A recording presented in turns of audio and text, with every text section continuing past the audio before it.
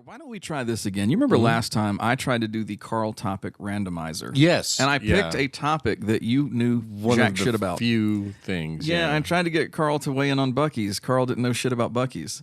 But, I think instead of doing something Christmas related, we were talking about Halloween on the last episode. Why don't I ask you about paranormal experiences? Okay. So for today's Carl Topic Randomizer, the paranormal, what do you know? What have you seen? What epic tales can you regale us with? Well, oddly enough, I've had some things that could probably be explained, as most paranormal things could be. Yeah. But back when I lived in Texas, I had a friend of mine, and oftentimes we would have shared dreams. Yeah.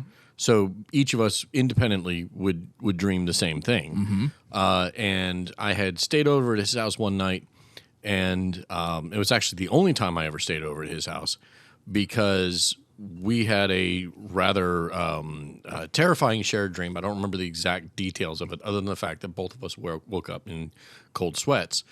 And when we stepped out of his room to the hallway, because, morning, going to go get some breakfast, every picture in the entire house was pulled off the walls and just on the floor. Whoa. Absolutely everywhere. So through the living room, down the hallway. Yeah. All of them were just knocked off the wall. We were both, of course, being younger, blamed for it. Yeah. And that is my primary encounter with the paranormal. Ooh. I actually had an interesting one when I lived in that apartment with Kirk back in like 2001-ish. There were two things that happened that I can't really fully explain. One of them is he and I were leaving to go to dinner, and we were going to come back later. Obviously both of us are out together. We know that neither one of us left and went back home. But and we were the only ones that had keys to the place. So we leave together. I had a wrestling figure. I think it was the Undertaker standing up on top of the computer speakers back when computer speakers were substantial. Yeah. And you could set figures on top of them.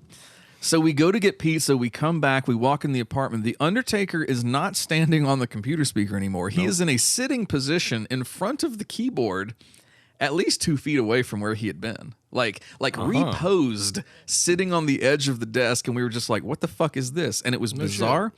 We couldn't explain it. It's definitely not, it ain't the Amityville house or anything. Right. But the other thing that happened in that apartment was I would be at that computer at night, and there was a standing floor lamp with like 3 lights on it that I usually had on in that living room. So I would get it would just go off. It wouldn't click. It was like the cable was. It was like the power cord. Yeah, like was a bad losing. connection Right. or something. I would stand up, walk over to the thing to turn it back on or see what was wrong with it, and before I could get to it, I'd be a couple steps away, it would come on. And I was like, okay. It was like I was being fucked with. So I'd go sit back down, mess with the computer. The thing would go off again. And that shit would happen repeatedly until I remember one night addressing the room and saying, if there's a presence here, please stop doing this. It's freaking me out. And it never happened again. Nice. That was all right. That was a little too close for comfort for me. Yeah. But that did happen. I remember you telling me a story way back in the day, and I don't know if you would remember this, about a guy who claimed he could walk through walls. Yes. And his shirt apparently got stuck in the wall. Got caught in the wall. Yeah, so what's the deal with that? That was a third-hand story. So, this was the person who was telling me the story. Pardon me. That they were able to apparate through walls, and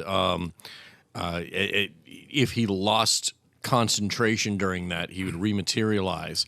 And his proof, so to speak, was that in one of the walls in his house, there was cloth sticking out. And he had a shirt that was the same cloth with a tear in it. Wow. That looked like it came out of that. So he could... No, I didn't witness that. Right. But, Because you probably would have mentioned that as your I first probably would have example. increased the number of shits per year. This dude, when he concentrated enough to become... incorporeal or something. Incorporeal. Would he then... I guess he was OG ghosting. Yeah. So his clothing would also... he would concentrate on behalf of his clothing, Apparently. which would also then... Yeah.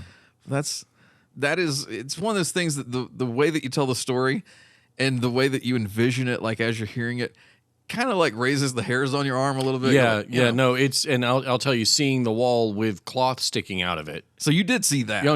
Legit saw that and saw what appeared to be the same material in a shirt that was cut. Yeah. Because the cloth was in kind of an upside down V or U. Yeah. where like it had wrinkled and been pulled. Wow. And then he had to cut it. So it was freaky. Yeah, I hadn't thought about that in years. I wonder if he could use this skill to, like, say somebody's trying to kick his ass, and he just goes like incorporeal while the fist is coming at his face. Yeah, if he was that good, I don't think he'd be missing part of his shirt. No. You know, it depends on how much he honed the skill in the following years. You know, because you can't. That'd be one hell of a prize fighter. You can't kick the asses of some incorporeal sons of bitches. You probably go hang out in a bank a bit. Yeah, you know, but then they would. He didn't turn invisible, I would assume. I have no idea. I don't know how this shit works. I don't think so. So yeah, we're 1-for-1 in the Carl Topic Randomizer. Bucky's was an unsuccessful trial of this concept, but at least the paranormal did something for us.